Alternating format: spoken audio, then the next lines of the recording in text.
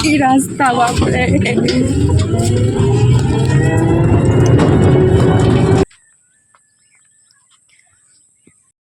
Hello বন্ধুরা, good morning সবাইকে। তোমরা সবাই কেমন আছো? আমি তো খুব ভালো আছি। আর এই ভিডিওটা আমি করেছিলাম কালকে সকালবেলা থেকে বিকেল পর্যন্ত। তো দেখতে থাকো।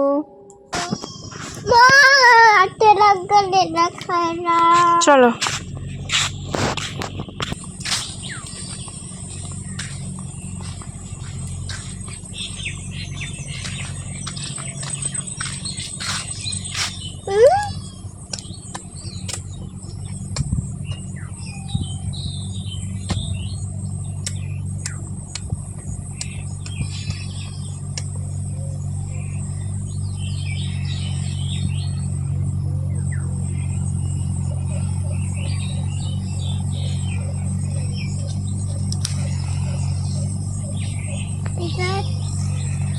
দেখেছো তো, আমার ছেলে ট্রাক গাড়ি দেখার জন্য এত পাগল যে আমাকে ঘরের থেকে টেনে নিয়ে আসলো বাইরে রাস্তায়।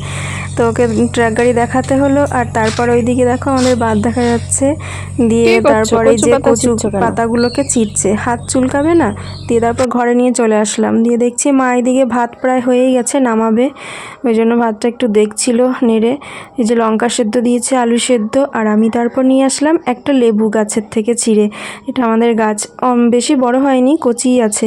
আমার লেবু দিয়ে মানে সেদ্ধ ভাত খেতে খুব ভালো লাগে, জানো তো। তারপরে এই যে চলে এসেছি একদম বিকেলবেলায় রেডি হয়ে। সারাদিন তো ঘরেই থাকি, ভাবলাম বিকেলবেলায় একটু বেড়ানো যাক। দিয়ে একা একা কোথায় যাব, দিয়ে ভাবলাম শিউলিকে ফোন করি, আমার একটা বান্ধবী। ওকে ফোন করলাম। ও তখন মামাবাড়ি থেকে টোটো করে আসছিল আমাদের বাড়ির সামনে দিয়ে। তারপর আমি চেপে গেলাম টোটোতে।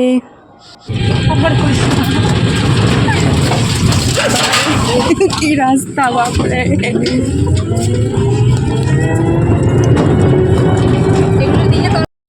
দিয়ে ওদের বাড়িতে এসে আমি বসে আছি, আরও ঘরে গেছে। একটু ঘর উঠোনটা ঝাঁট দিয়ে তারপরে আমরা যাব একটা জায়গায়। কোথায় বলো তো? আমরা যাব হচ্ছে নদীতে। আমি দেখছিলাম বাঁধের থেকে অনেক কাশফুল আছে। তো নদীর ভেতরে গিয়ে না আর ভিডিওটা করা হলো না। তো বাঁধের ওপর থেকে নামার সময় করেছি। আর নদীর ভেতরে গিয়ে আমি লাইভ করছিলাম, জানো তো। লাইভ করতে করতে আমি ভুলেই গেছি যে আমাকে ভিডিও করতে হবে। আবার আসার টাইম হয়ে গেল।